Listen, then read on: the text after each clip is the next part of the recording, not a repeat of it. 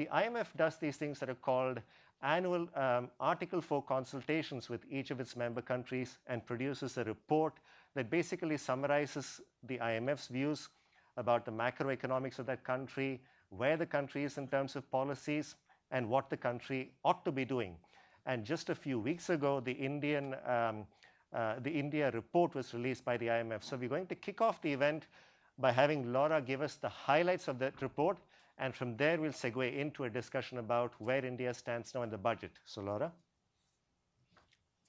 Thank you, Ishwar. Good afternoon, everybody. I just want to make sure this is not just my report, it's the team's report, and the team is hiding in the audience somewhere. So I will try to just give you a few of the highlights, and I hope you have a chance to actually take a look at the report. First, let me just say a few words about our reading of the economy. Of course, we know that the economy in India has slowed quite substantially in the last year and a half. And it started with quite a weak investment, but this investment slowdown has now generalized and is affecting both consumption, exports, etc. What struck us about the slowdown is that it cannot just be explained by the fact that the global economy has been in pretty poor shape in the last few years. And this chart on the left shows that external factors fall short of explaining India's slowdown. So there must be something domestic going on. And we did a little bit of digging, especially in terms of investment, because that's where the slowdown started and continues to persist. And what we found is that looking at standard macro variables, interest rates, the level of activity, the level of global growth, the VIX, etc., didn't allow us to predict investment well, especially in the last year and a half. We consistently over-predicted investment, i.e. there was something else which is dragging investment down. And this is the reason why we've said that there is an important structural component to this slowdown. What is this structural component? We know that there has been a significant slowdown in investment projects implementation, in the approval procedures, such as environmental clearances, and some of the supply bottlenecks that have existed for a while have actually become much more prominent, especially in power and mining. So we think that these factors have played an important role. Also, what led us to this conclusion is the fact that inflation remains high, and especially for consumer prices, but even wholesale prices, despite the fact that the economy was slowing down, again suggesting that this is not a pure demand shock. Vulnerabilities of the Indian economy have also come to the fore. If you look at corporates and banks' balance sheets, we've seen a significant deterioration. Indian corporates by now are quite leveraged compared to other emerging markets, and we've seen some form of stress appearing in terms of the default rates, the downgrades, etc. And the reflection of that can be seen also on banks' balance sheets. Non-performing loans have increased, and what has increased even more are so-called restructured assets, which are somewhat hybrid element. The point we've made is that we think that because of the nature of these restructured assets, which are more concentrated in large loans, they come on the back of sort of a second slowdown. They come after another restructuring, which was just after the global financial crisis. We think that the percentage of these restructured assets that will turn into non-performing loans will actually be higher than what the RBI estimates at 15% as the historical average. We've seen also pressure on the current account. The deficit has widened. Again, this is another factor that led us to the conclusion that I was talking at the beginning, that structural factors have played an important role in the slowdown. And some of these supply bottlenecks act on both sides of export and imports. Take iron ore. Iron ore exports have come down a lot. On the other hand, the problems with coal have resulted in higher coal imports. This is not the entire story, but just to give you a sense of how some of these supply bottlenecks turn into a widening current account. There's also been an important component that we think is linked to inflation, and that's due to, and that's the increase in gold imports, which are probably at least partly used as an inflation hedge. Capital flows, on the other hand, have been quite buoyant, and hence we conclude that the financial channel in transmitting external shocks has not been prominent in this last couple of years. All this make us conclude that the recovery is also not going to be a quick one. After the global financial crisis, the Indian economy bounced back very quickly, but this time things are different, and we expect that the recovery will be much more subdued. In the report, we had a forecast of growth of 5.4 for 12-13 and 6% for 13-14. But last week, some new numbers came out, which again disappointed on the downside. Growth was only 4.5%. And so I'm sure that the team will be revising down forecasts going forward. Other indicators that are in this couple of charts of why we think that the recovery will be subdued is the hit was particularly taken on investment. There is quite a lag between the investment cycle and the GDP cycle. And the high-frequency indicators that look at investment projects continue to show that the new announcements of investment projects are falling, while the number of investment projects that are stalled or shelved continues to rise. So we haven't yet seen a convincing turnaround in investment. The risks we think are still balanced to the downside. There are plenty of global risks, of course, especially protracted slow growth in Europe, and a possible reversal of capital flows into emerging markets. At the moment, the second one we're not seeing, but it is a possibility once the major advanced economies' monetary policy turns. Oil prices have a lower probability, and they're more linked to a sort of a geopolitical type of event, but oil prices are quite important for India, so if this were to happen, this would also be a negative shock for the economy. On the domestic front, reforms appear now on both sides of the equation. I mean, we have seen the government taking important measures in the last few months, things such as addressing some of the fuel subsidies with some moves on diesel and LPG. We have seen the creation of the cabinet commitment on investment. We have seen the plans to restructure the debts of the power distribution companies. So we have seen some movement on the reform front. The budget has also announced a few things. The question is whether this will be followed through and there will be sufficient progress on the ground, especially in relieving these supply bottlenecks, and power is really at the core of many of the problems. Another risk is fiscal expansion. Perhaps after the budget, this could be a bit less so. We'll talk later about this.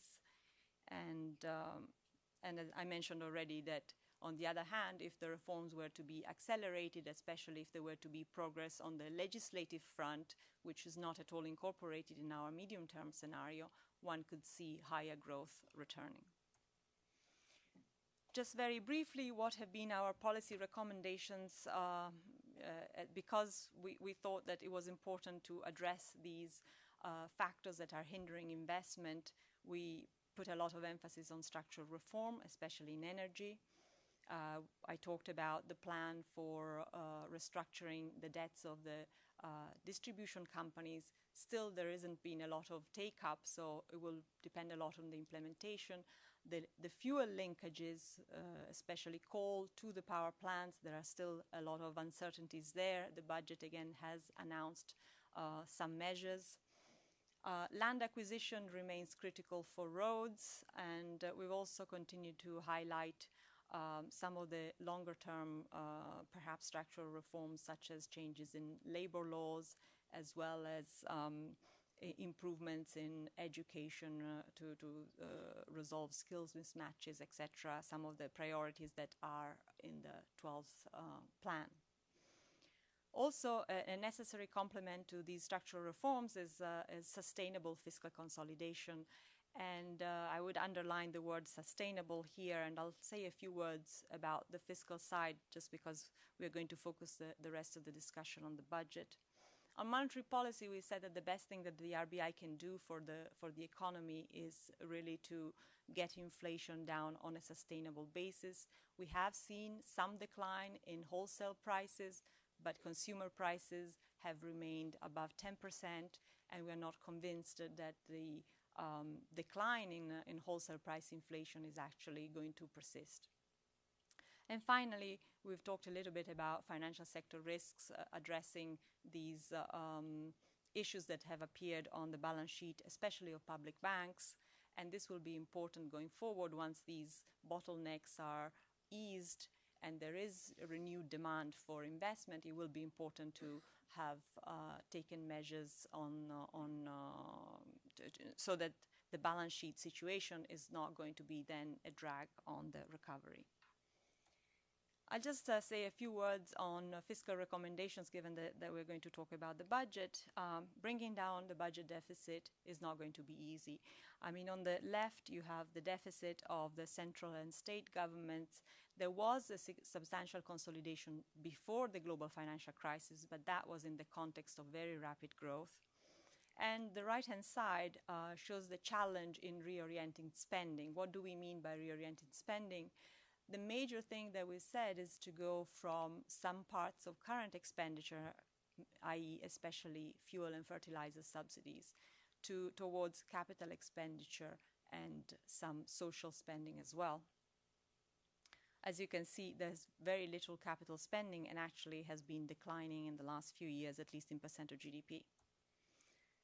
Now, in terms of this reorientation, we have done a little bit of work on subsidies, on fuel subsidies only this year. And the chart on the left shows who is benefiting now from these subsidies which are not targeted. And as you can see, they are not the poor who are benefiting from these subsidies. So this seems to be really an area which is key to reform to get to a much better and more pro-growth and pro-poor allocation of spending. And even if the government were to target and say we will keep the benefits for the 40% bottom of the population, that would mean spending only a tenth of what they spend now. And what they spend now between the budget and what is covered by the upstream oil companies is larger than all the spending on health of the Indian government. So this is significant. And then we've done some exercises in looking at what type of expenditure and also fiscal consolidation in general, not just expenditure, would be more growth friendly, and switching more towards capital spending would indeed achieve that objective, as well as targeting the benefits better. There is also a need for taxation reform. While before the global financial crisis, India had reached a level of revenue which was comparable to similar countries with similar level of per capita income, now India is a little bit on the low side. There are big plans for tax reform in the works. GST would be really a game changer, but as we know, there have been significant delays. Thank you. Thank you, Laura. So that was a very good way to get our discussion started, and perhaps I'll turn to you first, Anne. You have a long-standing interest in India. You've been to India and know virtually all the key policy officials there. Laura has given us a presentation that I think is sobering in many respects, especially on the fiscal front. What is your own reading of the budget? Did you expect more? Did you find things in there that you think are going to be good for India's growth? How would you evaluate the budget and what it means for the reform process? Okay, well, I guess where to start is, first off, thank you for inviting me. And I thought Laura's presentation was very, very good. And I'm in substantial agreement with her, only slightly more pessimistic. And slightly more pessimistic because I think the structural part is considerably more important than the IMF has projected it. And for that reason, I also wonder whether the growth projections are not somewhat on the optimistic side, given that with those growth projections basically are basically built into things without any push on the reform side more than we've already seen. So let me elaborate on that. First off, the budget itself projects for a central government, 4.7, 4.8% fiscal deficit. Combine that with the states, and you end up with an overall fiscal deficit of something on the order of 8 or 8.5%. It is not low. And that is, I think, in any event, optimistic. The idea that we're going to put a 10% surcharge on luxuries, and people will keep buying them this year anyway, they won't just postpone for a year, strikes me as a little bit of wishful thinking. If that's true, then the revenue projections for that part are false, and some of the other revenue projections look to be also somewhat biased upward. So even on the numbers in the budget itself, I'm somewhat doubtful. But if I bought into a good growth story and so on, I would not worry so much. So let me go back to that. As you said, and as everyone here knows, until the 1990s, all we ever heard about was the Hindu rate of growth of 3.8%, which seemed to be something God-given or something. But in any event, with the reforms in the 1990s, things picked up, and they picked up almost miraculously, at least from the viewpoint of those who had learned to live with the earlier numbers. And in that context, growth reached almost 9% in the middle of the last decade. A lot of people got very optimistic. A lot of people thought this was going to go forever and nothing more needed to be done. As a result of which, especially since the last election, almost nothing more has been done, at least until the current changes this past summer, and I'll come back to those in a minute.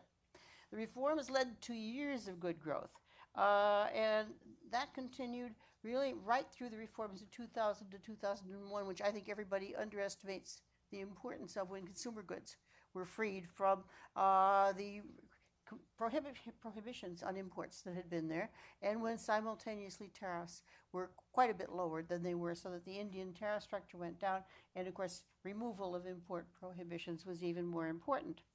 But when growth accelerated dramatically after that, but then stalled.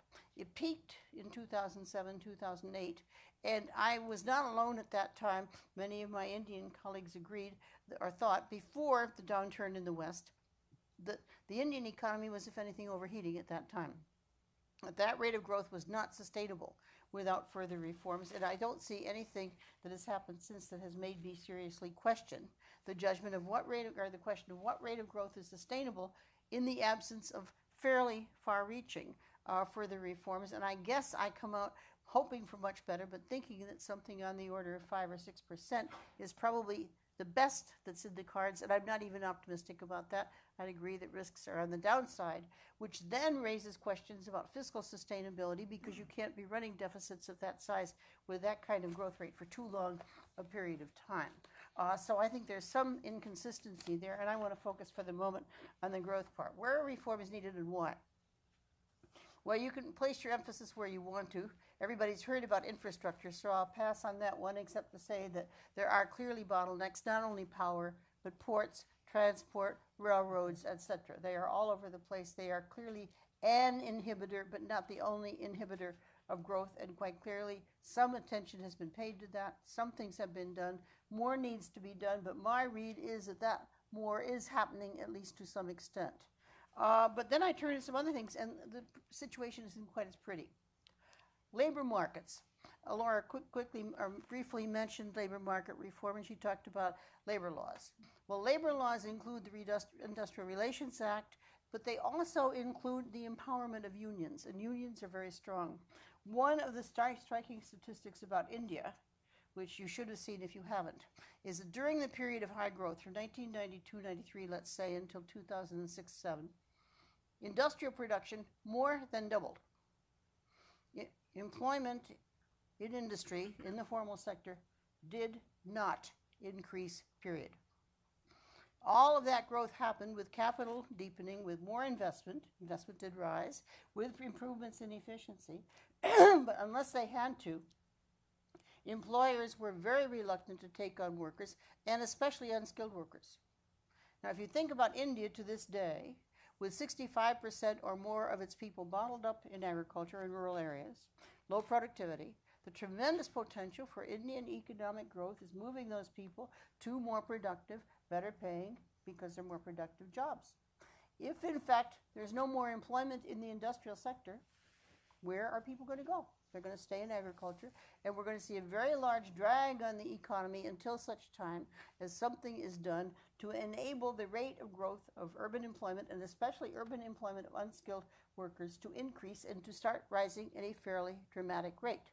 Right now, the bottlenecks to having that kind of an increase in employment are many. There's the organized sector, by which you could read the formal sector, which is a word you know better. But to get into the organized sector, you have to, of course, get all the permits and so on necessary and get government approval to be in the organized sector. Well, many people find that too much. Some try and fail, but most are sensible and don't try. I have one friend who formed an Indian consulting firm, and he thought he ought to become part of the formal sector. He had 35 economists and about the same number of research assistants and support staff and so on. And he started out one February, very optimistic that he could do this. And 2 years later, he was still struggling with it. He hadn't succeeded yet. Meanwhile, what he did was he had his brother, who was allegedly running one firm, and he another, and of course they were all the same firm, and so on and so forth. But it nonetheless puts a constraint on activity, and especially activity that is needed for higher productivity things. I judge the labor laws and labor regulations and the resulting power of unions to be a major bottleneck to expansion of Indian growth, and I think it's something that needs more attention and more focus than either the Article 4 gave it or that Indian policymakers or anybody else gave it. And I would imagine the reason the IMF team didn't give it is because, by and large, the Indian policymakers have thrown up their hands and said, we can't attack this. But I think that it has to be recognized that it needs to be attacked. And as some of that money that goes on the subsidies that anyway go to the better off in the community went to doing things that would enable the industrial sector to expand more rapidly, which means enabling them to get more employees more quickly, that would be something that could accelerate growth. Without it, you've got to depend on capital deepening. How far can that go? I don't know, but I don't think it's terribly far. I could go into land reform the same way. Land bottlenecks are huge. It's very difficult to get clear title to the land.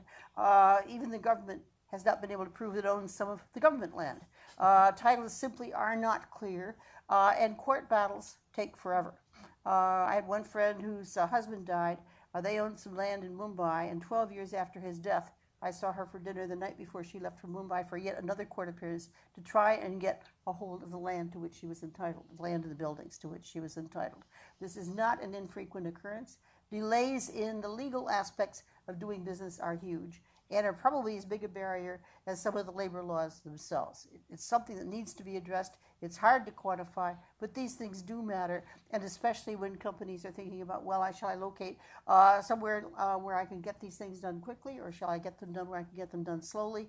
By the time you think of the delays in enforcement of law, the labor laws, and all that go with it, and then on top of that, land acquisition difficulties, and so on and so forth. It has to be a drag on growth of major proportions. Well, I already said that I think the budget is optimistic in the revenue side. I also suspect it's optimistic in the sense that I suspect expenditures will grow more rapidly, in part because, of course, we're coming up into an election year, and in part simply because that's the way budgets are, and people like to be optimistic and say, okay, this is the best I can do, I'll try and squeeze it there. I will give the finance minister credit. He did come in with what he promised he would this past year, which was a surprise to me, and I suspect to many others, so maybe he will do it again. He's got some credibility from that, and we can hope that's right. Laura mentioned subsidies. They are hugely important. They do go to the wrong people, not the poor for whom they're intended, and they are a major cost in terms of the budget. But tax reform is important anyway because the coverage of taxes is not what it should be, and that's an issue. Legal reforms, especially in the sense of removing the backlog in the courts, are hugely important, and they, as far as I can tell, have not been addressed except for a few minor issues as they come. Obviously, the conditions for foreign direct investment need some attention. I do not believe that foreign direct investment is crucial for growth, but it sure can help. And when you have a company coming in and then discovers it owes a back tax bill and things like this, this does not exactly encourage others to come when they can't know what their liabilities will be in the future. And that is especially true in the year before an election. It's something that is, I think, definitely going to be a drag on the economy. Laura mentioned education. There's a real problem there. India has done well in expanding the coverage of education, but it has not from everything we know, been able to improve quality, and in some cases certainly has not even maintained quality, which is a problem. And many Indian firms are complaining about the lack of the skilled human capital that they need. So they complain simultaneously they don't want to hire unskilled labor. It is too unskilled and it's too expensive, and they can't find the skilled labor, or if they do, they get a bit away fast. So you have problems and imbalances that way as well, part of which comes out of the education system. Finally, let me just mention that, of course, foreign trade is an issue. A number of tariffs were raised in the budget bill, which is not the way things should be going in India. Most of them are announced as temporary. They are all within WTO rules because India did not bind its tariffs as most industrial countries do. But on the other hand, that's discouraging. But the foreign trade policy bill doesn't come up until next month, so we haven't seen what's in that yet. And that's an important part of the whole thing. So let me stop there. Thank you, and I guess the IMF India team is probably happy because you've written the entire policy recommendation sections for next year's reports. I'm sure they'll be asking for a transcript. Diane, now that Anne has cheered us up, I was going to say, has completely depressed everyone here. From the perspective of where you are, especially in terms of how foreign investors, foreign businesses see how India's growth prospects are and how the reforms are going, how would you see the budget and how it laid out things that are of particular interest to you and your constituents? Well, again, thank you so much for inviting me, and I'm thrilled to be here with all of you and talking about our 350 members within the U.S.-India Business Council, all of whom have made the long-term commitment to India, but have all shared in some of the frustrations that Anne and Laura have just articulated, and yet are still there and feel that it's a successful endeavor and they're there for the long haul. If you saw Jeff Immelt's comments recently, they were picked up by the Wall Street Journal, where he talked about how this first quarter was better than the first quarter a year ago. I think that companies who are successful in India take the long haul approach and recognize that change, because it is such a vibrant democracy, and such an enormously large bureaucracy, that change comes somewhat slowly, somewhat plodding, unless you have exogenous shocks, as we experienced in the 90s, for example, where reform finally kicked in. Our reaction to the budget was it's a heck of a lot better than what 2012 had in it, since 2012 introduced the notion of the retrospective taxes, as well as the general anti-avoidance rules, which were fundamentally problematic for companies in terms of an immediate implementation and not necessarily consistent with the kind of fairness and transparency that companies look for wherever they are when they're looking to invest. So our initial reaction was, at least there's no, Vodafone legacy, although we do note that there's still an outstanding issue regarding Vodafone, so that it's not completely settled. We're pleased to see the findings of the Schoen report have been accepted, not yet fully adopted. And so I do want to be very careful that, again, we remain vigilant. We want to encourage the Indian officials to continue that trajectory, but till it's done, it's not done, as we're fond of saying. The fact that it was an election year, I think it really was an honest endeavor on the part of the finance minister to recognize the pressures that any election year brings, but also recognizing the equal pressures coming from the rating agencies, who at one point were talking about the possibility of India being the first BRIC to be downgraded to junk status. It appears that the finance minister has artfully crafted a budget that will hopefully avoid that fate, and that's obviously very important. The fact that the finance minister talked about FDI up front in his remarks, and he talked about it, and just talked about how it's not essential, but it's a helpful thing. I think at this point, from the Indian government standpoint, as they look especially to the near term and medium term, they see it as an essential. It's no longer an either or, it's an and. So we were pleased to see the opening of multi-brand retail, for example, this fall. There are still issues as it relates to the parameters around that opening that are creating some problems for companies who are multinational companies who are interested in starting this program. As an example, the fact that states can opt in doesn't necessarily make this a contiguous supply chain. The fact that this is for communities of 1 million or greater makes it also difficult in terms of looking at a business model when you look at what the upfront investments are that are required. So there are some issues that will have to be worked out to make that a successfully attractive program. But we're confident that Indian officials, Indian leadership understand that. As we all know, in fact, FDI, though it was not required, was put to a vote during the winter session and did in fact pass, so we see that as good. We're hoping that reforms including insurance and pensions, which has been long-standing, but came fairly close in the winter session, and we understand that it's likely to be reintroduced, and we're hopeful that, again, individuals on both sides understand the value to doing that in terms of what it can mean for long-term investment. As has also been stated, the bottlenecks, as they've been described with regard to infrastructure, have been very problematic. There is no question that they have had an impact on growth. There is also no question that there is at least an acknowledgement and an effort on the part of the Prime Minister and his colleagues through this Cabinet Committee on Investment that they are looking to try to fast-track projects, especially when you start talking about the power sector, because clearly that's an impediment to just about any form of investment. So we're, again, hopeful that that's an earnest effort to move these things forward.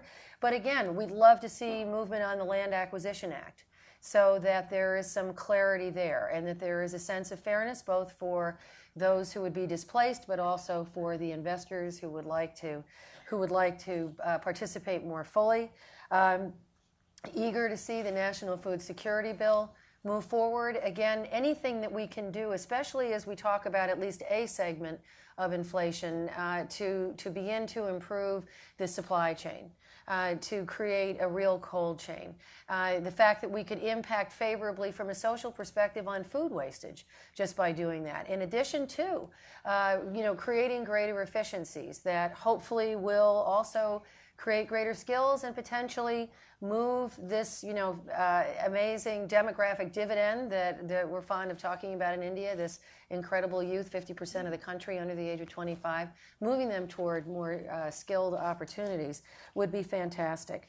We would love to see the goods and services tax move. We were heartened to see it mentioned in the budget, but not sure exactly how much traction that will gain. Only time will tell on that one.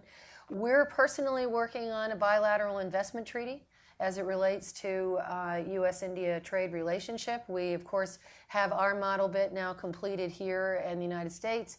Indian government is working on their BIPA. We're hopeful that they can complete that exercise perhaps within the year and we can begin to have some serious discussions. I know our government has offered to meet informally with the Indian government just to help and to provide any information or background on that. And then finally, and because I know we're going to come to questions, so I don't want to dominate the whole afternoon here, but we're also looking at the states. Because again, when we talk about what we're trying to do on behalf of our companies and where we're so grateful to these long-term economic forecasts and the kind of sage advice that we get from the IMF, from the World Bank, from SAIS and Brookings, I should say, as well. All of that is extremely helpful for providing that sort of overarching background. But at the end of the day, this really is about project approval. It really is about investment. And so we look to the states as it relates to business-friendly states, states who just don't really have that appreciation yet for bringing in global partners. And so we've actually focused on 8 states within the U.S.-India Business Council. I'm going to do a pop quiz. What would be state number 1? Oh, somebody has to say Gujarat. Come on, guys. But in any event, because what we're trying to do also to mitigate frustration in some cases is to advise companies and to say, you know, there are states that will help with land clearances, that will help with environmental permitting, that will, you know, clear the way, so to speak, in order to enable the manufacturing to take place.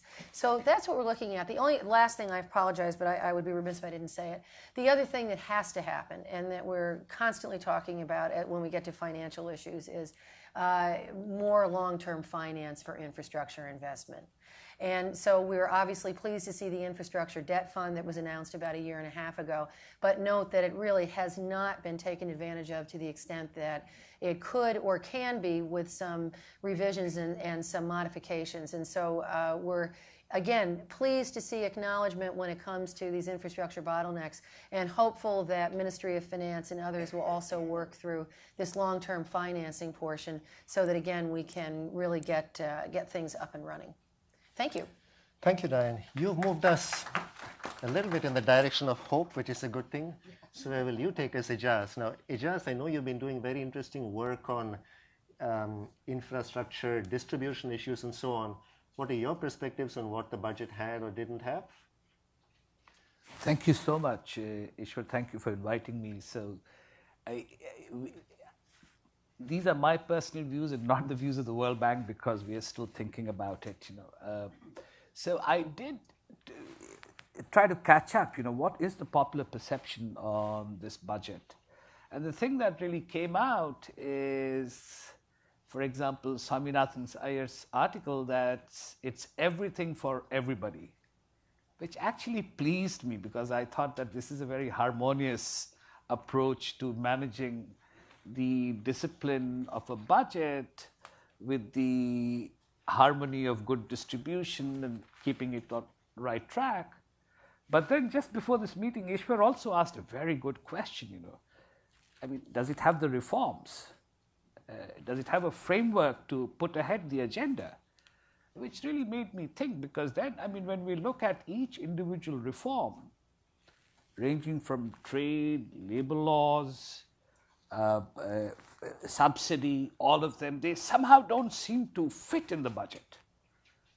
So, does it provide a framework? And I thought in order to answer that question, we need to go back to the 5-year plan that has just been released because that's where they put out their vision. And I decided to call my colleague at JP Morgan and said, look here, tell me, this capital expenditure has shot up. Where is it going? And he told me there are 3 areas where it is going to skyrocket, more than 40%. One is JNUM, which is urbanization with a focus on tier 2 cities. The second one is on the expansion of the manufacturing sector, SEZs. And the third one is on the role of gender in development. These are the 3 things that really stand out. Do these 3 things provide a framework to address the concerns and questions that have been raised by Anne Kruger, by everybody in terms of efficiency, job creation?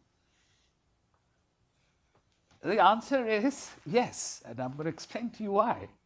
So if you look at the massive increase in allocation to JNUM, which is the urbanization with a focus on tier 2 cities, just to give you a background, 600 million people in India will move into cities over the next 2 decades. And they can't be accommodated in Delhi, Mumbai, and Calcutta. The new cities will emerge. The largest concentration of people who are seeking jobs or who are in poverty are in the tier 2 cities.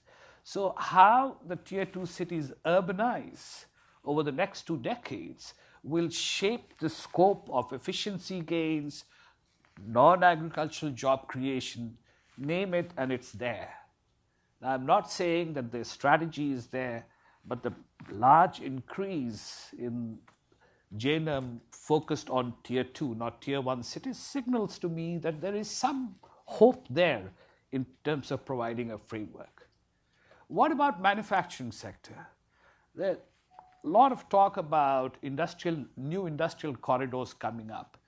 Our own work on looking at the manufacturing sector shows that clearly manufacturing sector is not creating enough jobs.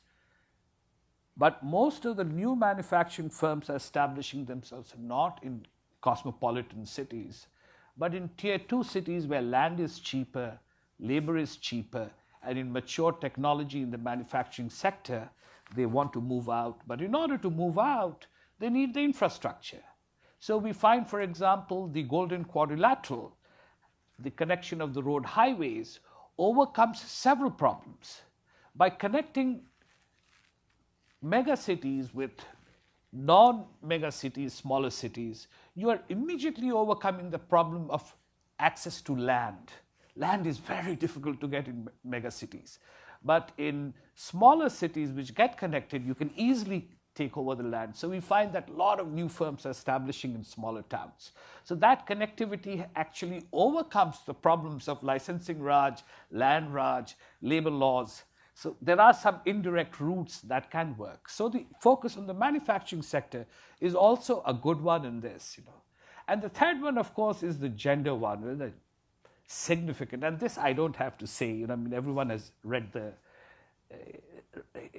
headlines in the newspapers, etc. But how do I tie these three things together? What does it mean? What does the new budget mean? I can see embers of shared prosperity being defined.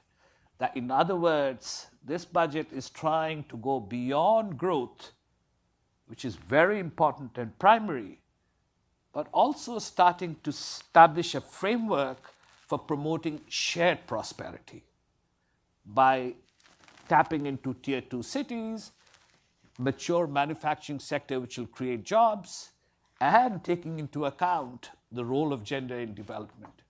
Now, will this be achieved? Unsure. Planned expenditures can be easily cut to achieve fiscal targets. So a lot will depend on how it is implemented, keeping in mind that one doesn't want to lose the targets of the fiscal discipline, yet not lose on the hope of achieving shared prosperity. Thank you, Ijaz. You've given us a nice slogan in addition to some degree of optimism. Let me turn back to you, Anne. In light of what Ijaz said and what the rest of the panelists have said, we've all talked about what India needs to do, and we've talked about the same things for many years right now. What do you think are the big obstacles to reform? Is it the lack of well-articulated framework? Is there a set of political constraints? What is it that's keeping India from doing what needs to be done? Well, quite clearly there's something of a political difficulty, simply, and of course you have a coalition government and everything that means. And with that, the politicians are often scrambling for things other than, shall we say, the longer-term advantage. And certainly what seems to have happened with reform is that there has not been enough consensus to carry it further. And that's clearly political in part. Now, what's not clear to me, and what many people in this room can say more than I, it is my impression that when growth accelerated, or even now looking back on it, people do not give enough credit to the reforms that were undertaken in terms of understanding how India got where it is now. And I think that's a little bit of a problem. And I don't think it's been well articulated, at least as far as I've seen, in India. So I would blame a lot of it on the political and, if you like, intellectual climate that has not embraced the past reforms and given them the credit that I think is quite clearly their due in terms of delivering at least the growth that we've had to date. Laura, you laid out a very nice list of reforms, so let me put you on the spot. Given the political constraints that Anne has talked about, if you had to pick one or two reforms that the government, let's say, really needed to stake its political capital on, what would you think those one or two reforms ought to be? And again, not half a dozen, but literally just one or two. I don't have a mic, so I suppose I'm... Oh. Here we go. That's right. Oh, there we go.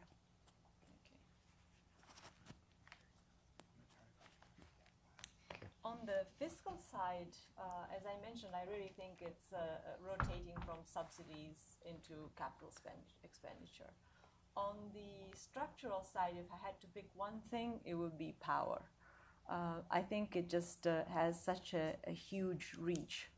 And then, of course, we want inclusive growth and not just growth, and hence I think that the cash transfers program that has just started, that has really a lot of promise, because it would mean reaching the right people at with a much lower bill.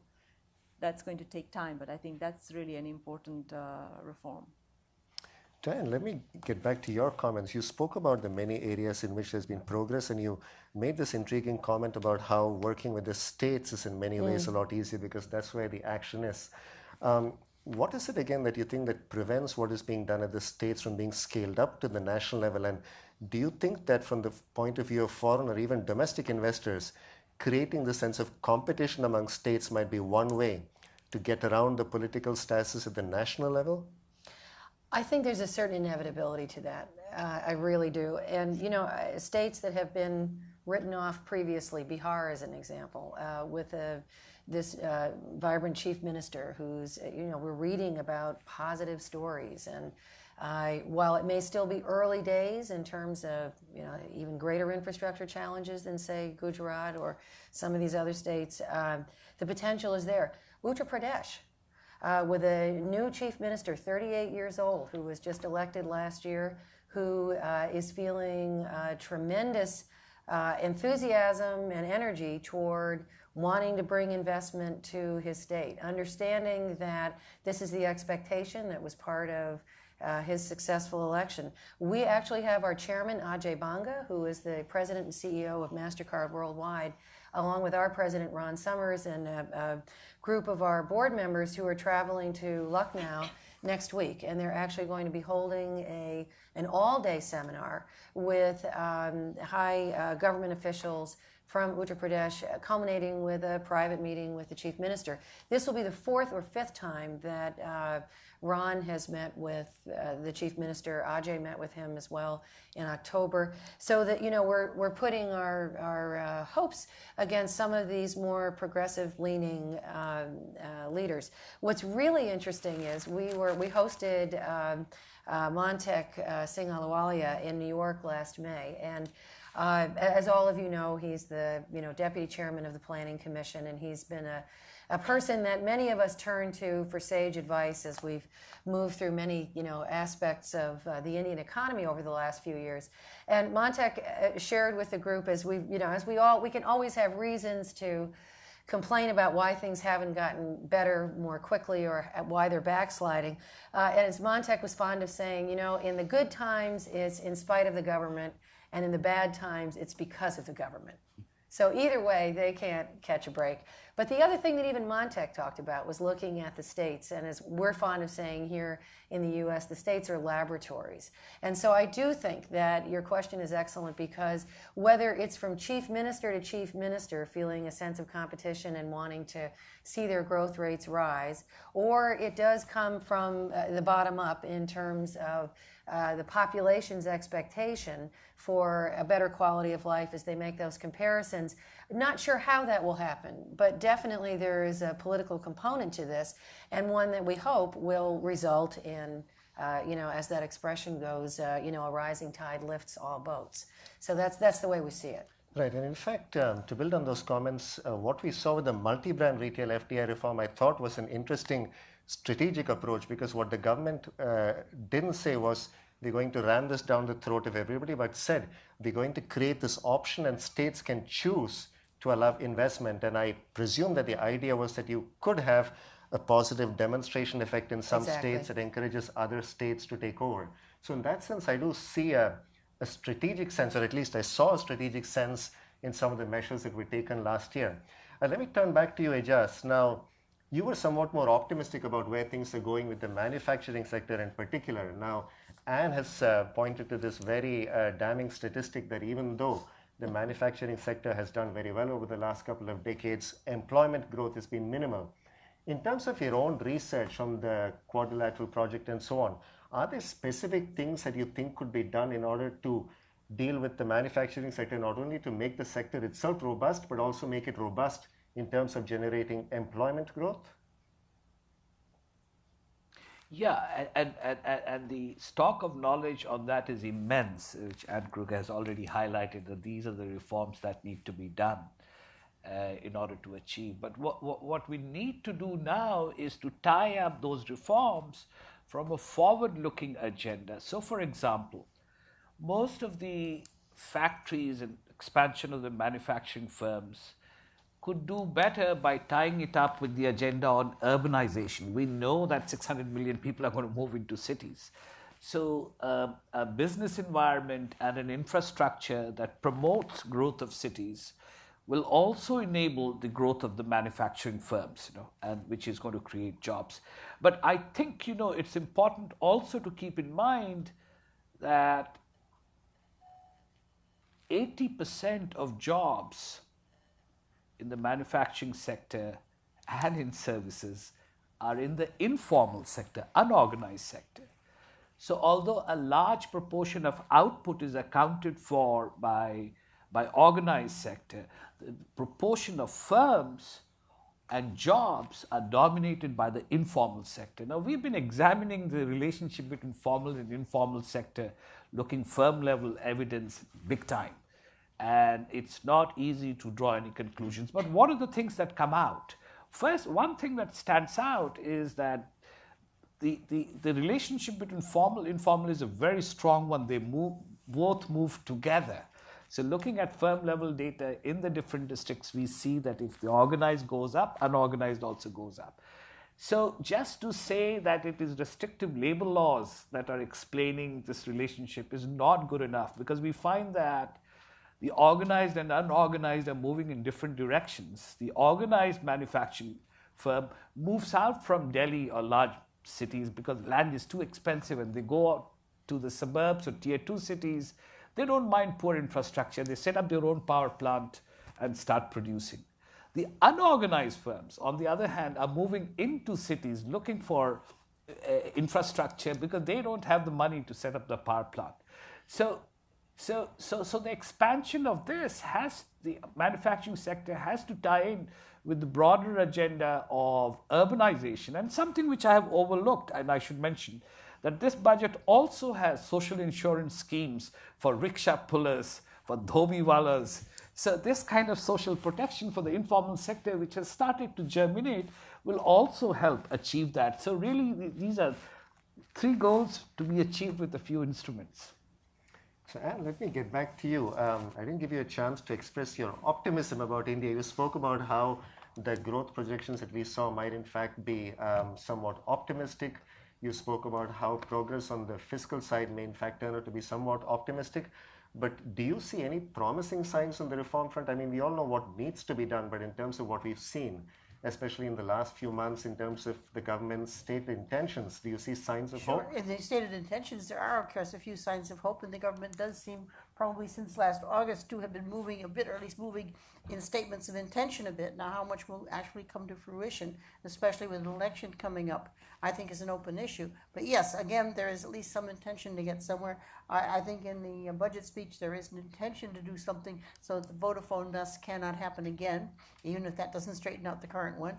There are some other good intentions along the way. Whether these things can bear fruit, I think, is still the real question.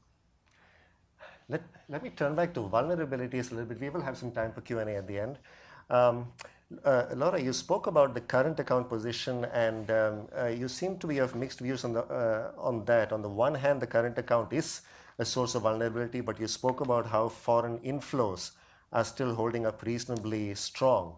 Now, the Indian rupee has depreciated a good bit over the last couple of years, but India doesn't seem to get the traditional sort of benefits, because on the one hand, the import bill goes up, especially with the oil import bill rising, and on the other hand, the manufacturing sector doesn't seem to be able to use the competitiveness gain from the exchange rate depreciation to boost exports a lot. Do you see this as a major source of vulnerability, especially if there is more global financial turmoil that leads to capital again flying away from all the emerging markets, including India? And what could India do about it? I mean, you're right. At the current juncture, there are plenty of capital flows. The question is, what happens if there is a reversal? So I think that this is a vulnerability, and we actually have underestimated the current account deficit in the last couple of years. And the reason is because we have underestimated the role that these structural factors have played. In terms of the exchange rate, I mean, we have seen exports reacting and imports especially reacting when there has been a very significant change in the exchange rate. So I agree with you that the elasticity is probably higher to income levels, but it is also not negligible on the exchange rate front. Do you see that, Anne, as a major source of vulnerability, the current account, and what do you think the right adjustment mechanisms are as far as India is concerned? Well, the current account is there, obviously, as a vulnerability, but that's not independent of the fiscal deficit. In fact, I sort of see the fiscal deficit as a central piece, which then generates some degree of the inflationary pressure. It generates part, at least, of the current account deficit. And in addition, it pulls some resources away from more productive uses elsewhere. Now, within that, you also have the fact of subsidies, et cetera, et cetera. So there's also an inefficiency, if you like, both on the tax side and the expenditure side. But I think all of them are part of the same phenomenon. They are not independent events, and in a sense, their correction has to be entail all of the above and not just any one thing. Actually, if I may Yes. add, I agree 100% that the current account is like the symptom of several problems rather than being the cause.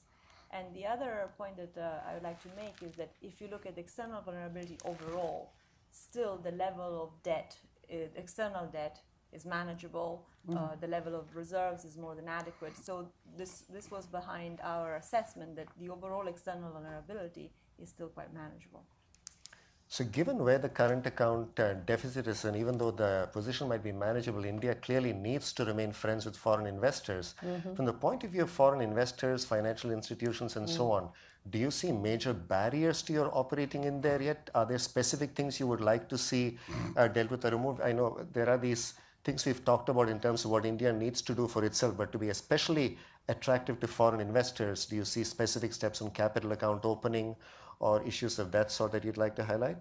I'm not sure that I can get as specific as what you might be looking for, but if there is one word that would summarize where investors want to be, and this is true everywhere, is predictability. They need a level of transparency so that they're making an informed decision in an environment, in a predictable and a stable environment. And so part of what was so jarring last year was the whole notion of a 6-year reach back. In the same way that the original GAR proposal put more emphasis on the taxpayer having to prove they didn't owe more taxes as opposed to the state, the government having to prove that additional taxes were owed. That was one of the issues that the Shom Committee actually took up. So that, there are lots of financial openings. I mean, the companies bill, the whole notion of bank licensing, of dealing with the issue of subsidiarization right now, which is a debate point between international banking institutions and Reserve Bank of India. So there are a number of those issues, but at the end of the day, whether you are looking to site a plant or you are looking to put private equity into a project, or you are an institutional investor who are looking at the broader terms, the key is the notion of predictability. And here in the United States, of course, the Foreign Corrupt Practices Act guides investment in any category. And so it's those standards that we know we have to hold to. And we also know that at the highest levels of government, there's an interest in making sure that offerings to our companies have that degree of transparency. It's just where the rubber meets the road. It's when a project gets going, it's dealing with that issue at every single level. And again, it's been a stated purpose by whether it's chief ministers in particular states or those in the central government who understand that it's an impediment to investment. And so again, these are the things that we look for and that we are hopeful for as the budget moves forward. Okay, so the impediments, the policy uncertainties, and the policy reversals of the sort we've seen all seem to be creating a fairly toxic mix. Just let me turn back to you as the optimist, relatively speaking, on this panel. Anne has argued that the IMF growth forecast, which is already pretty weak, might be somewhat optimistic. Given what you've said about how there is some progress on the manufacturing side, do you see India as moving on the right path to get to a higher growth trajectory in the next 5 to 7 years? Yeah, if I may say next 10 years, yes. Okay. I think, it's well known that India stands to gain a lot from demographic dividend. It stands to gain a lot from what we call the new phases of globalization, where services sector take off. It will gain a great deal from the rise of the middle class. So it's not just the export, but the consumption within the country. So there are several factors which actually, in the long run, India will gain, as opposed to some of the more developed economies which will not have that benefit. But there is no guarantee that it's going to happen. But your question is not on the long term. We all know in the long term it's going to play up. Your question is much more on the short-term horizon. So I don't want to be too optimistic in the panel here. I share and respect everyone's concerns here. But we do know that India, with Indonesia and China, are the three fastest growing economies still, although the growth has come down. And there are issues of, the base effect and other things that's happening. And there are so many unknown variables in how the growth is going to happen. It's not just within the domestic economy, it's the global economy, and how the impact of other forms of structural reforms, such as urbanization, will play up. It's still an unknown variable. But I share the concern that we can't take growth for granted.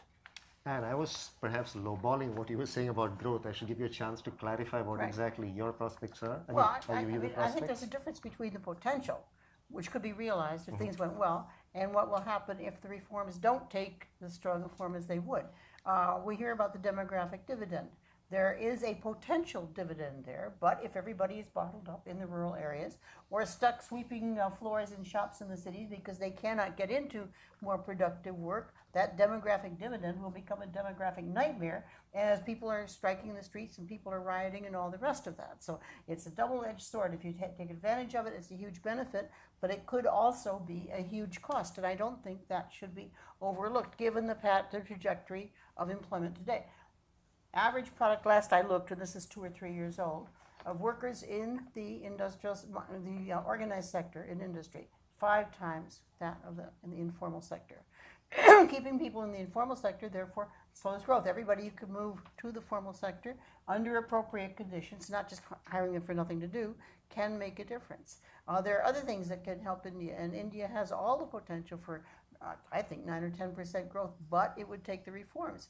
And without it, I think the real question is how rapid can growth be, especially if you cannot move all these people in. How you move 600 million people into the cities without jobs, I don't know, and how you'd get the jobs for them without doing something to relax the labor laws, I don't know. So that in a sense, all of those things go very much together. I agree with you, it could be done, but I don't think it's going to be automatic, and I don't think it's going to be easy, and I do think it will take a change of mindset with regard to some of these issues in terms of factor supply and so on to get there.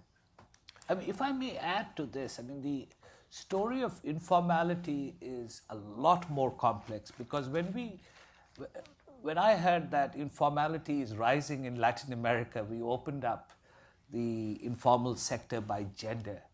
And we saw that all the increase in the informal sector in Latin America is coming because many more women, after feeding their children, sending them to school, want to spend 4 hours to do the textile, to do some informal sector. And they are the ones who are entering, which is actually increasing. Their participation is not bad. I mean, you're right that, the productivity has to shoot up, but that productivity of the informal sector to go up may call for more deeper packages and reforms to support, such as access to credit, skills, better transport, clean water, so they don't have to walk 1 mile to get the water. All of these things can really accelerate the pace of manufacturing sector and productivity growth. So what I'm saying is there are too many relationships happening with factors of gender participation, of rise of cities which are interacting, which is going beyond just pure labor laws. Before we turn to you, my patient audience, I'd just like to get back to my pet topic, and perhaps I'll ask you, Laura, about the financial system, which I think is sort of crucial in all of this, and we haven't spent much time talking about this. You laid out some of the problems in the financial system. What do you think really needs to be fixed in order to get finance to work well in terms of achieving all these objectives we've been talking about? I think there are sort of two sets of problems. One is the short term that I was alluding earlier, this deterioration in balance sheets. Here they have to really get to recognize the losses as soon as possible. And some of the recommendation of the Mahapatra committee that the RBI has already started to endorse, those will help. Then there are sort of the more longer term reforms. And also for the shorter term, you need some injection of capital in the public banks, which already the budget partly allows for. In the longer term is actually connected back to the fiscal. And one thing that, of course, lots of things have to happen, such as the development of the corporate bond market that would help also infrastructure. Right. All these things are linked back to the fiscal. And the SLR, the statutory liquidity ratio, is still 23% for the banks. And actually, if you look at insurance companies, etc., it's much higher. Of course, we're not advocating getting rid of the SLR quickly, but as the fiscal deficit comes down, that would be something that needs to happen. And that would mean that then the financial institutions can actually devote more of their resources to other, to fund small enterprises, etc. At the moment, SMEs do not get much in the way of funding. Okay, well, it's time now for you to let us know what's on your mind. There are going to be mics coming around. Please keep your questions short and compact and make them questions rather than statements. And please identify yourself at the beginning. Let's start with you, Teresita. Tazy Schaefer, Brookings. I have a very specific question. How important do you think is the spread of electronic payment systems, cell phone banking, and the like, in expanding the possibility for people in tier 2 or smaller cities to get into the modern economy, whether or not formal? Laura, would you like to take that? That was addressed to Laura. Addressed to whoever wants to. I think probably Ijaz, maybe. Would you like to take it, Ijaz? I'm not an expert in this, but I do know that in Africa, in Kenya, it's exploding. So the answer to your question is yes, yes, yes. It's going to be big. Thank you. My name is Hasmukh Shah from Business Times. I have two questions for Diane Farrell. As we all know, U.S.-India U.S.-India Business Council has been a premier organization promoting bilateral relations. Now we have all heard about the India as an investment destination. But my question is that U.S. economy is in a different shape. And we need investments to improve our own American infrastructure, for which your President Obama said that we need $5 trillion for infrastructure. So my one question is that how the Indian business people or entrepreneurs can help America's manufacturing sector. So far, Indian investors have already invested more than $25 billion and created 200,000 jobs in America. Another question is that you have been U.S.-India Business Council taking many delegations to India, and you have surveyed the Indian market very well. Could you please enlighten on the subject, India, which states are more, I would say, conducive for investments?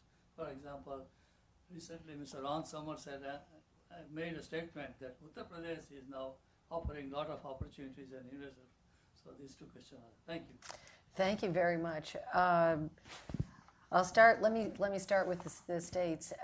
So we're not being exclusive. I mean, I want to be sure that no one thinks that because the state has been left out.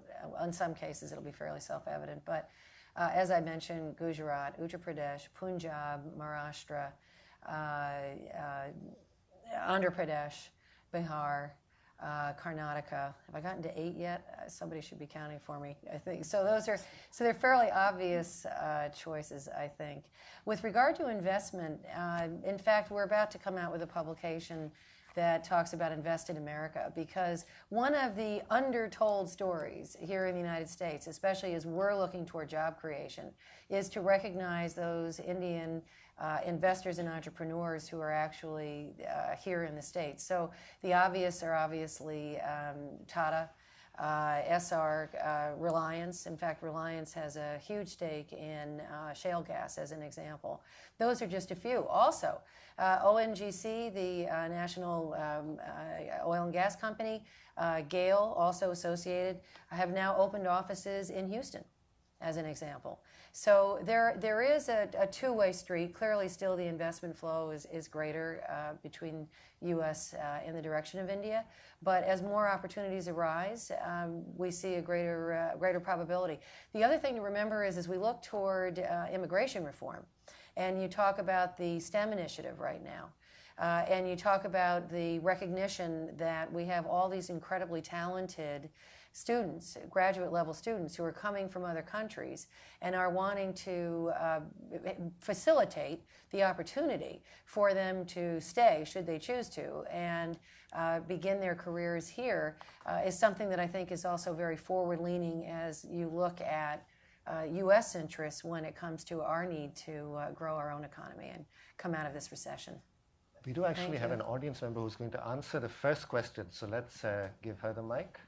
I'm Sukriti Likhi from the Embassy of India.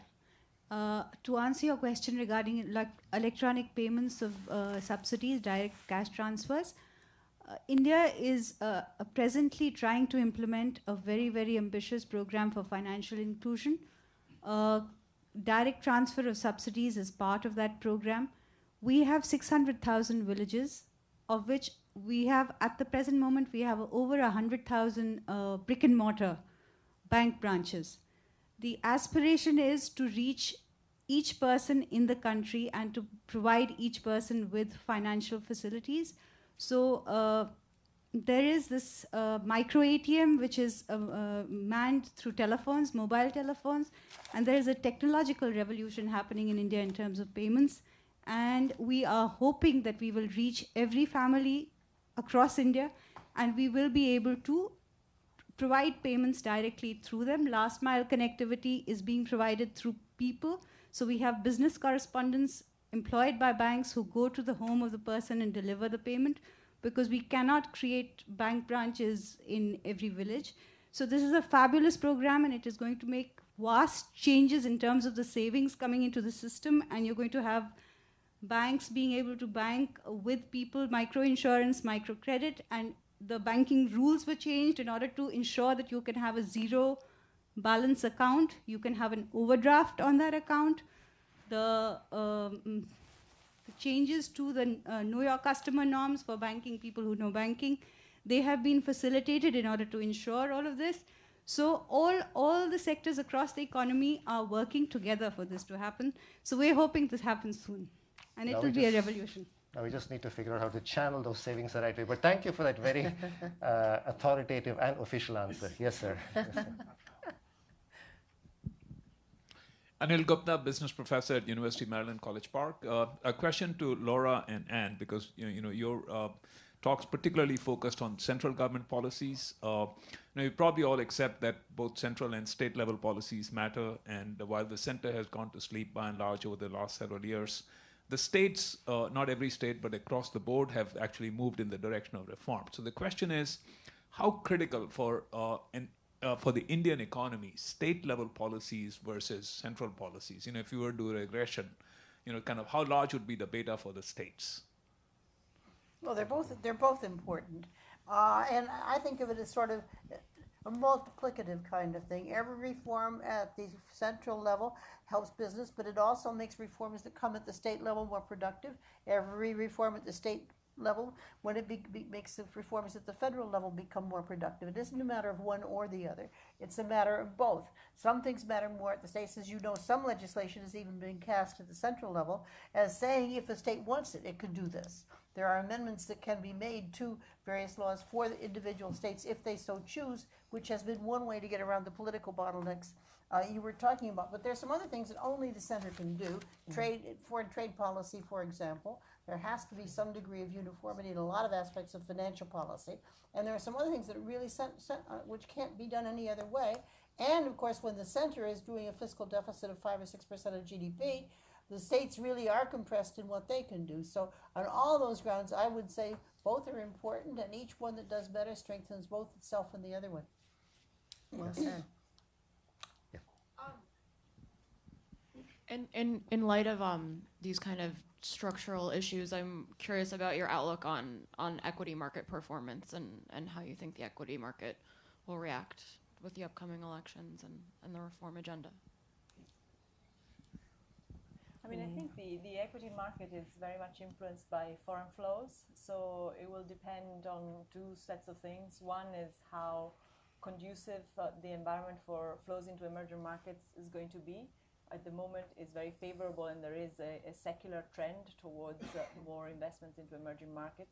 But then how the elections are going to go, and hence a domestic component, I mean, this is anyone's guess, I think. Yes.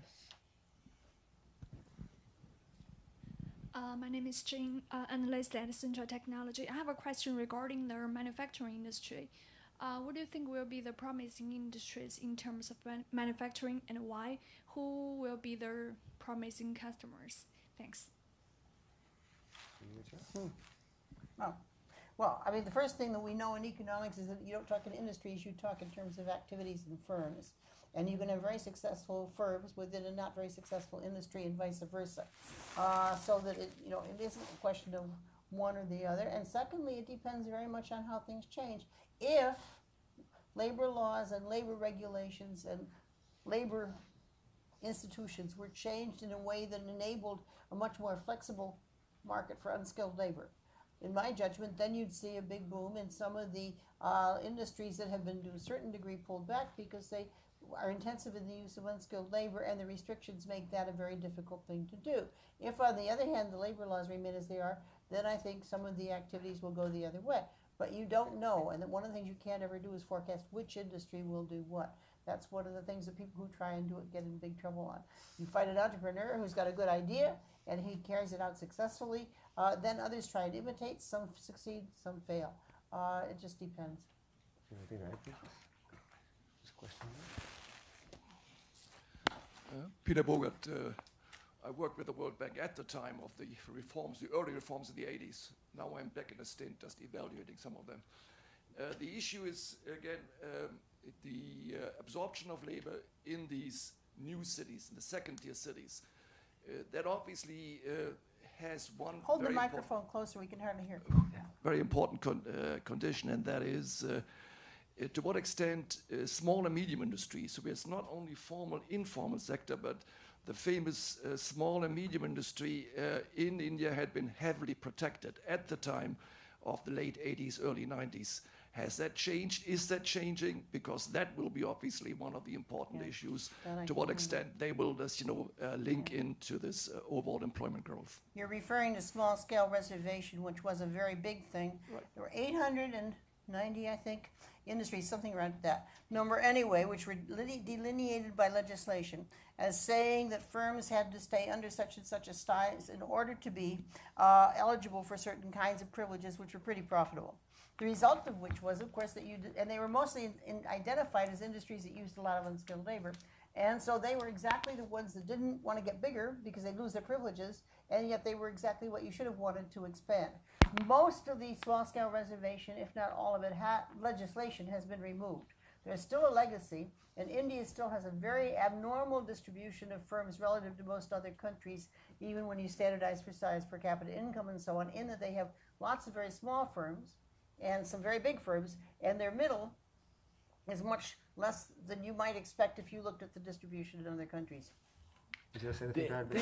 This budget has a very innovative idea, which is that even if you go beyond, you're no more small, medium, and you're becoming large, you're still entitled to some of the tax rebates for the next 3 years. So it doesn't deter you from growing, which was an interesting way of liberalizing some of these privileges and getting rid of it. Okay, let's take one last question from back there. My name is Charles, and I'm a finance student at Johns Hopkins University. I have a question about the informal sector. Does India have any sort of program to pull out people and companies out of the informal sector? Sorry, what was the question? Does India have a program to pull companies out of the informal sector? Companies and people out of the informal sector. Yeah, there are a lot of programs. Right? I mean, Well, there are a lot of programs that might have some of that effect. There are some other programs that might have the effect of keeping them there. And it's not clear that there's an overall, sort of this is the thrust and we're going to have a lot of programs toward it. There's nothing that's directly aimed exactly at it. Removal of the small scale reservation was one of the things that was done with the hope that that would do something. And I suppose it did. I just haven't seen the recent numbers. Okay, well, it would be very nice if many of the voices that we heard today and all the tremendous expertise we had on this panel could somehow make its way to Delhi and into the policy making in India. But perhaps there is hope after all, because many of the people on this panel are in fact talking to some of the key policy makers, and we thank them all very much for their views on India and what needs to be done and what is happening. And thank you all very much for coming.